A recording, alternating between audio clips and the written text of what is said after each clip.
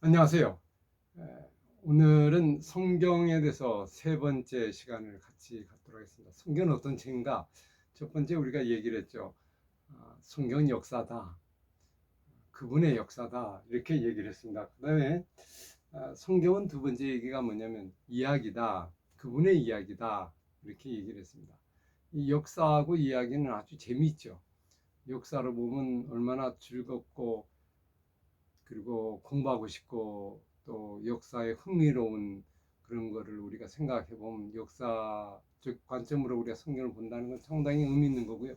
이야기로 본다는 것도 마찬가지입니다. 그죠? 이야기에 빠져드는 것처럼 놀라운 힘은 없죠. 이야기. 그럼 또 성경은 그 다음에 뭘까? 세 번째는 성경은 실천하는 책입니다.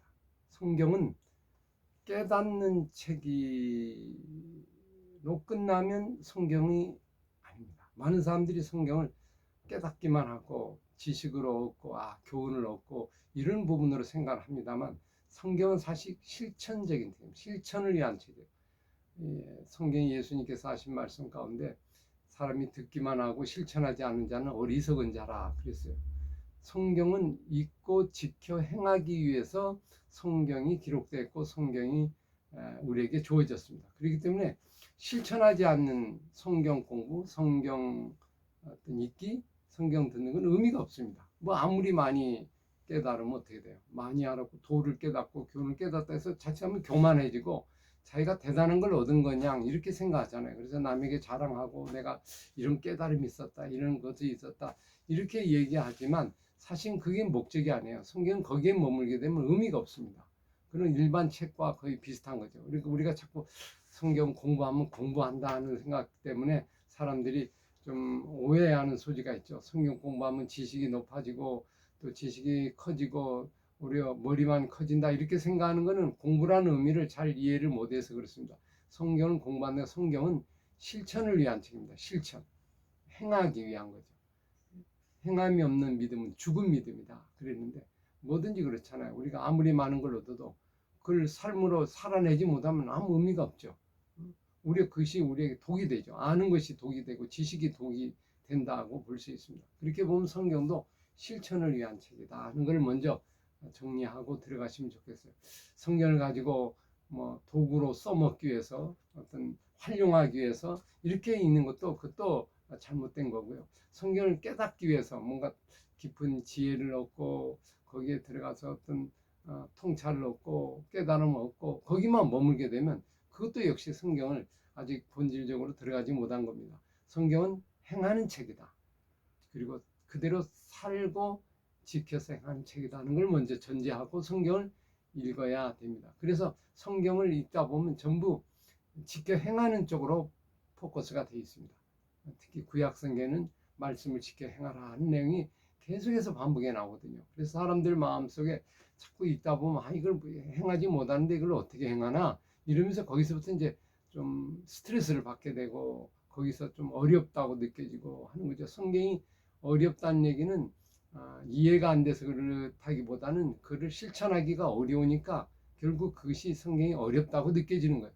행하지 못하니까 어려운 말씀이 되잖아요. 근데 그는 이제 실천에 대한 의지가 약해서 그렇습니다. 실천하는 책이다.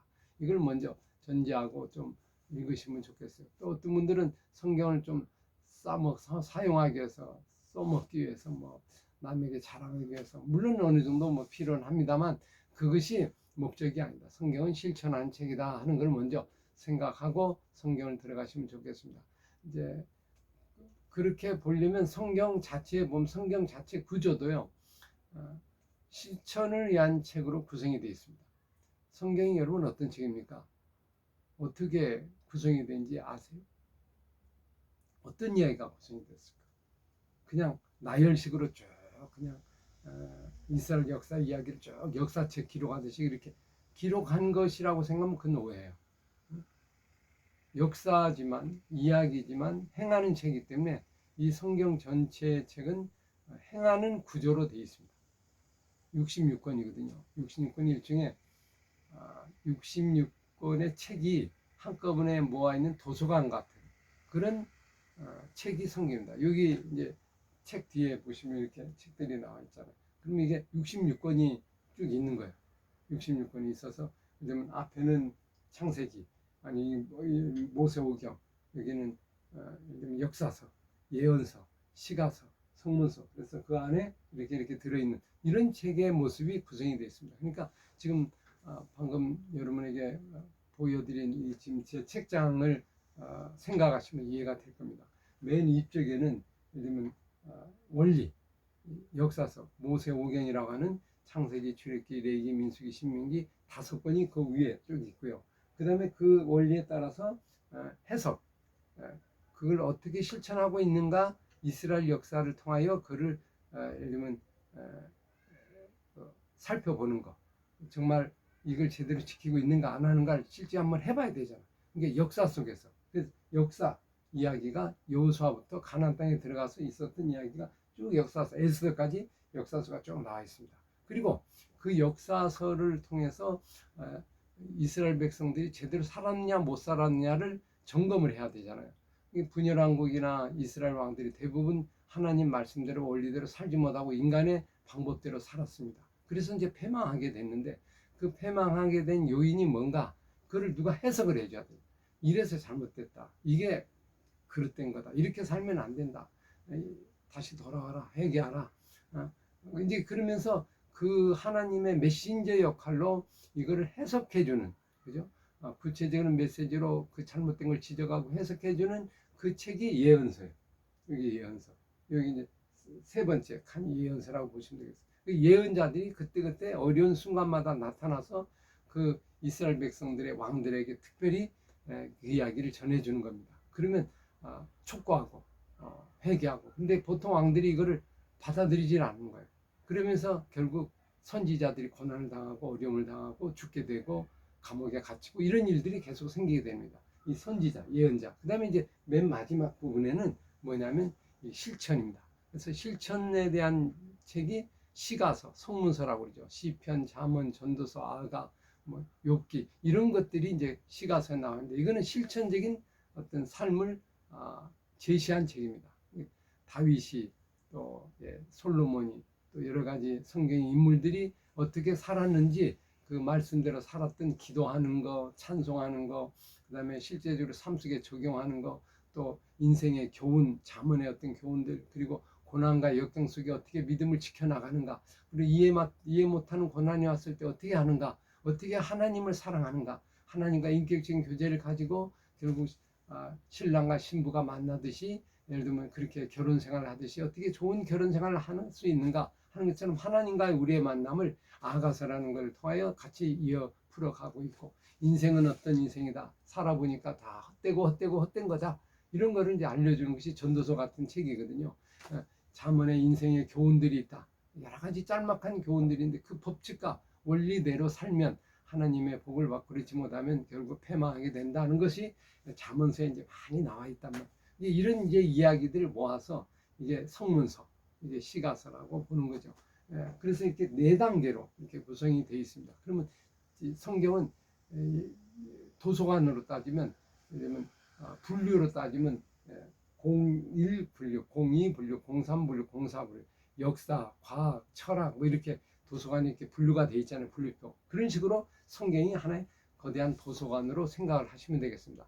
신약도 마찬가지. 신약도 원리에 대한 책은 복음서, 사복음서, 마태, 마가, 누가, 요한의 사복음서가 있고요. 그거를 예를 들면 역사적으로 교회의 역사를 통해서 어떻게 그를 실천하고 있는가를 사도행전을 통해서 역사를 쭉 기록하고 있고요. 거기에 따라서 구체적인 솔루션, 잘 살지 못한단 말이에요. 뜻대로 살지 못하는 교회를 향해서 하나의 서신을 통해서 메시지를 전하는, 방법을 전하고 이건 이렇게 살고 이렇게 살아야 된다고 하는 걸 알려주는 그런 메시지가 바로 이제 서신서예요. 많은 서신서가 거기에 바울 서신서가 나와 있죠. 일반 서신서 나와 있고, 이제 그리고 나머지 부분이 이제 예언서, 계시록이 예언서에 해당되는 부분이죠. 시대적인 7교회 상황 속에서 살지 못하고 있고 자꾸 믿음을 떠나고 있고 배교하고 있고 믿음을 저버리는 그 사람들에게 요한이 어떻게 사는 것이 믿음의 생활인가, 그리고 어려운 상황에서 이 세상에 이끌리지 말고 하늘의 소망을 바라보고 끝까지 믿음을 지켜나가라고 하는 그 메시지를 그 예언적인 메시지를 전하는 것이 요한계시록입니다. 그렇게 보면 신약과 구약이 동일한 구조를 갖고 있죠. 원리, 하나의 길, 교훈이 있어요. 그리고 그 교훈에 따라서 역사에 따라서 메시지, 그죠? 그걸 해석해주고, 그걸 이야기해주고, 그걸 실제적으로 적용하는 거. 이게 마지막 삶의 적용, 서신서나 성문서 이렇게 구성으로 되어 있습니다. 4개의 구조로 이해가 되는데 이렇게 바라보시고 성경을 보시면 아마 훨씬 재미있고 어디에서 문제가 있는지, 내가 왜 실천이 안 되는지, 내가 어떤 부분에서 문제가 걸리는지 이런 문제를 한번 살펴볼 수 있는 아주 유익한 책이 될 수 있습니다. 아주 흥미롭게 읽을 수 있는 그런 성경의 구조를 우리가 이 시간 살펴봤습니다. 여러분 성경을 다시 한번 살펴보시면 어떨까요?